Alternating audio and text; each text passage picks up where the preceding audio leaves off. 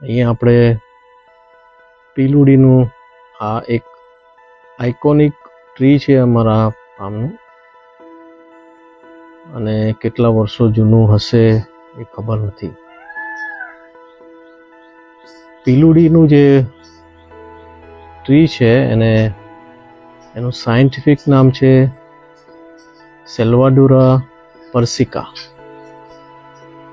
આ જે ટ્રી છે એ મોટાભાગે એશિયા અને મિડલ ઇસ્ટ અને આપણે શ્રીલંકા અને આપણું જે ઇન્ડિયા, આફ્રિકા એવા પ્રદેશમાં આ ટ્રી જોવા મળે છે.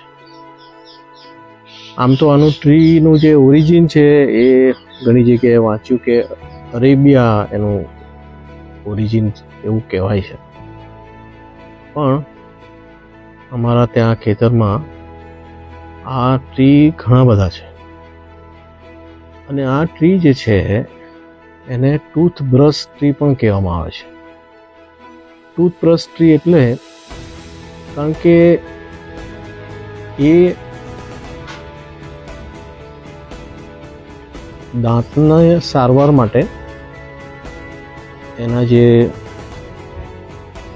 જેન્ટલ એના જે રૂટ સિસ્ટમ છે એનો ઉપયોગ કરવામાં આવે છે. આની મેડિસિનલ વેલ્યુ બહુ બધી છે, સ્કિન માટે, આંખો માટે, બધી ઘણી બધી એની મેડિસિનલ વેલ્યુઝ છે એની. અને બહુ જ વિશિષ્ટ એનો શેપ હોય છે અમ્બ્રેલા જેવો, કે જેનાથી એ અમ્બ્રેલાની જેવું આમ સ્પ્રેડ થયેલી છે. એની જે બ્રાન્ચીસ છે એ બધી આમ કોમ્પ્લિકેટેડ સિસ્ટમ છે. એનું તમે નિરીક્ષણ કરો અને આ બધી એની બ્રાન્ચીસ છે. હમણાં જ એને કટ કરવામાં આવ્યું છે, એ તો છેક નીચે સુધી આવી ગયું હતું.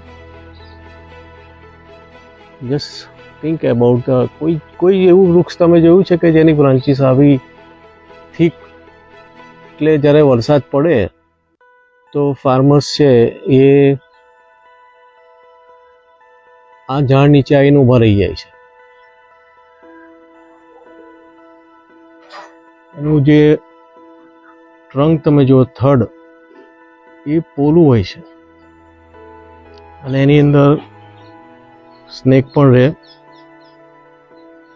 અને આમાં ઉપરથી એકવાર સ્નેક પડ્યો હતો નીચે અહીંયા ખુરશી પાસે. અને આ રીતના આ જે પીલુડીનું જે ઝાડ છે એ મોટાભાગે જે ડ્રાય લેન્ડ હોય છે, સલાઇન એરિયા હોય, ત્યાં સેલિનિટી લેન્ડમાં વધારે હોય. અહીંયા દરિયો પાસે છે એટલે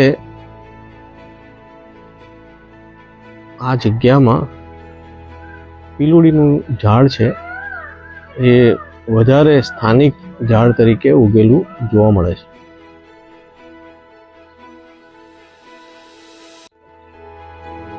અને જે સ્થાનિક જે ઇકોસિસ્ટમ છે એમાં આ જે ઝાડ છે એની બહુ મોટી ભૂમિકા છે.